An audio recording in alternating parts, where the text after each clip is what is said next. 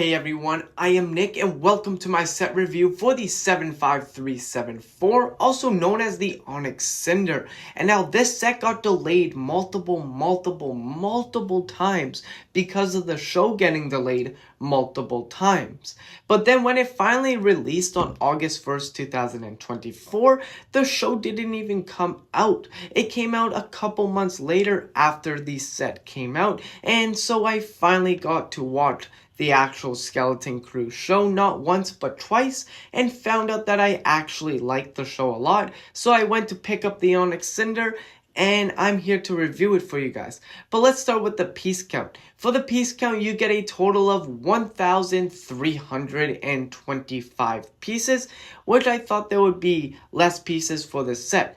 But for the minifigures in the set, you get a total of 5 minifigures, being like the whole crew. But unfortunately, SM33 is not included. If we go to the back of the box here, we get to see a really cool artwork in the background. But not just that, we see the Onyx Cinder just on the ground as well with the engines turned off. And all the kids outside of the Onyx Cinder just having fun. And then Jod in the ship itself. But not just that, it does show you some plate features within the set, like how you could turn the engines up and down, and then just all these storage departments, and then just a picture of all of them in the ship. So all around the back of the box is very cool. And now time for the unboxing experience for the Onyx Cinder here. And now it is very easy to get inside of the box here. All you guys will need to do is flip the box over, and there is going to be 4 pieces of tape on either side. Pick a side, whatever side works for you, and you want to grab a knife, razor blade, or a pair of scissors and just cut the pieces of tape off. And then what you get to do is you get to dump all of the bags onto the table. After dumping all of the bags onto the table here, we are greeted with 13 numbered bags and 1 manual and 1 sticker sheet holding 12 steps of stickers. And now you guys know me, if you watched any of my Lego reviews before, I am not a big fan of stickers, but 12 steps of stickers is not that much, so I am pretty excited to get into the set here. If you guys want to scan the QR code for those free 20 points, there you guys go. Here's your reward for watching my video. So after putting all of the bags together, I am surprised how big this set really is. For a 1,325 piece set, I expected it to be way more smaller than it is now. But besides the ship, we'll take a look at all of the details on the ship later. I want to dive into the minifigures for right now. The first minifigure that we are taking a look at is Jod himself, and this is one of the minifigures that doesn't have good leg printing and arm printing. Well, Jod doesn't even have arm printing, but has really good torso printing. And that's what I like about this minifigure, is his torso printing. I think they nailed it with the torso print. I like the red and the gray shirt underneath. And I like that the red, I don't know what to call it, I guess his red sweater, I like that it connects to his torso. I think that is pretty cool. And his scarf is pretty cool as well. If you're wondering, yes, Jod does come with 2 different face prints, so that is a bonus with this minifigure. The next minifigure that we have up is Wim himself, and I really like the printing on this minifigure, but the only thing that I wish I could change about this minifigure is his legs. I mean, all of these minifigures that you get in the set, for the kids at least, have no printing on their legs, and I wish Lego took time out of their day to make these kid minifigures have like arm printing or leg printing at least, because it looks really dull without it. But besides that, this minifigure's torso, back printing, and his face print are really good. And if you guys are wondering, yes, Wim does have another face print.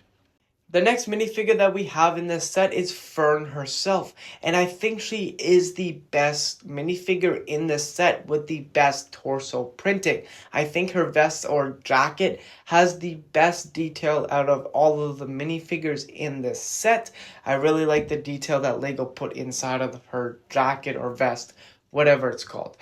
Besides that, I really wish that this minifigure came with leg printing and arm printing, but Lego didn't put any arm printing or leg printing for any of the kids, so that is a disappointment there. Moving on to, at least my opinion, the worst minifigure in this set being KD. And the reason why I think she is the worst minifigure in the set is because she is just a gray printed minifigure. There is no color to her besides her ugly yellow gloves, and that is about it. The only printing that she has on is her torso printing. Obviously, like I said before, all of these kid minifigures have just torso printing, and that sucks. But the cool part about this minifigure is her face print. If you switch the face print to her other side, her thing that goes over her head and onto her eyes is available there, and that is a cool little detail within this minifigure alone. But that doesn't despite the fact it's the worst minifigure in the set. The next minifigure that we have in this set is Neil, and I know I said Fern was the best minifigure in this set for detail, but that is for detail. Neil is the best minifigure in this whole set, and I have two great reasons for that. Number one, he has a custom headpiece, and you don't see a lot of that in LEGO Star Wars, so it's just great to see when we finally get like a molded headpiece. And two, he has great torso printing as well. It's not as detailed as Fern's, but he does have great torso printing. So all around, this is the best minifigure in the set. And who doesn't just love a baby version of Max Rebo? After getting all of the minifigures out of the way here, we can look at the Onyx Cinder with all of its glory here. And now I really like this ship and I loved how it turned out. And it's a very steady ship, but we'll get to that later. I just want to show you guys all of the little hidden details that you just don't really see from the first stare at it. So let's hop right into that. So since this is a pirate ship, there has to be a lot of defense on the ship, and well, there is. I have counted 8 turrets in this set, starting with the 2 on the front. We have 2 turrets on the front, we have 1 on the top, we have 1 here on the side, and on the other side of the ship we have another one. We have 1 down here, and then on the top again we have 2 clear turrets. And well, if the set was 10 times bigger, I'm assuming this is where all of the minifigures would go, in these clear little heads right here, so they could shoot out of them like we saw in the show. But besides that, that is a lot of turrets for a pirate ship. So this thing was heavily armored. Doing a bird's eye view for this set just shows you all of the little hidden stickers and all of the little details in the set, which have been a mixture of ingot pieces, rail pieces, vent pieces, and just a bunch of pieces all around. The stickers in this set do look nice, and I love the white stripes on the front of the ship. I think just having that little splash of white just makes the ship just really pop out.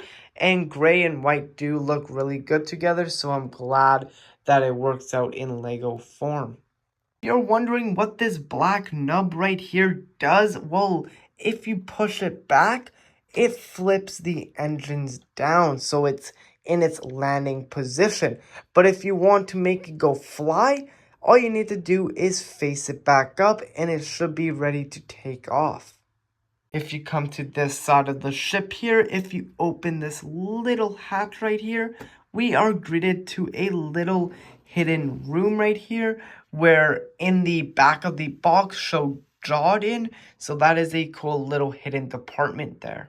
Another little hidden department is the whole ship. To get into the ship, you have to go to the bottom of the ship here and open it with this little nozzle, and then you get the interior of the ship. But there's not really much of an interior just because it's so cramped in there. Like, I could barely fit 3 fingers in there, and it's so dark, so you guys could barely see what's in there. I turned on the flash so you guys will be able to see what is inside of the ship here. And like I said, there isn't much. There's just some seating for the minifigures and that is about it. There is a little bit of a stove and then some jar on the table, but like I said, there is not much going into the inside of the ship. All of the detail is on the outside.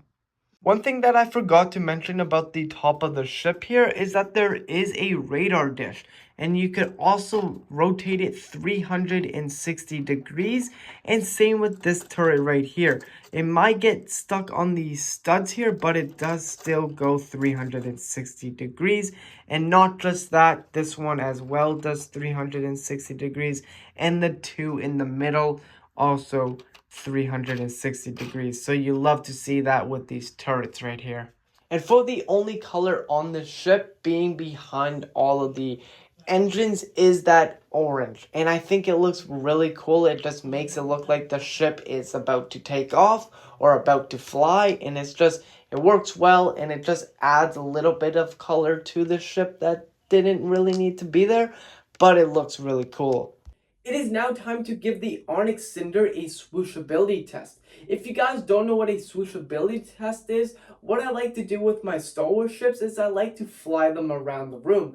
Why do you ask? Well, I just want to see how stable it is for you guys at home if you guys want to swoosh this set around and play with it.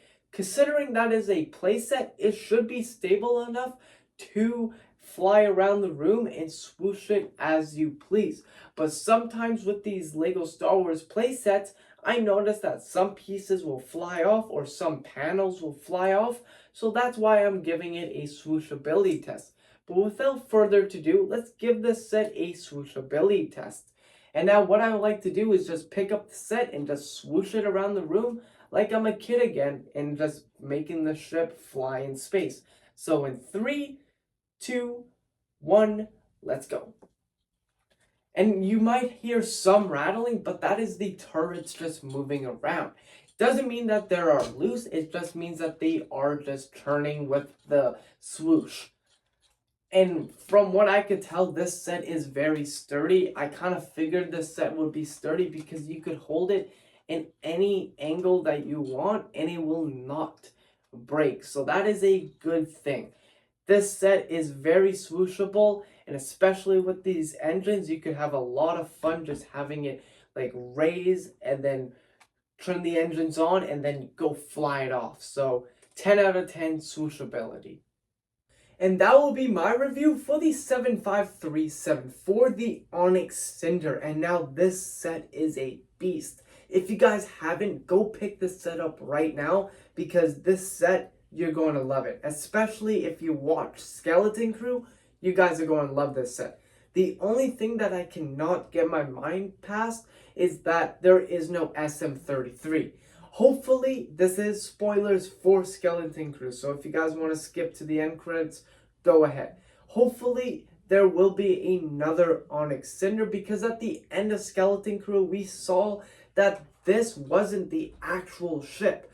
This was just a shell over the ship. So hopefully in the future, LEGO will release another Onyx Cinder, and we will have SM33 in it.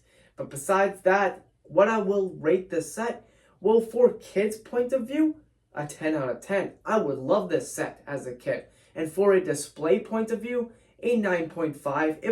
If it was a little bit bigger, then it would be a 10, but it's not. So 9.5.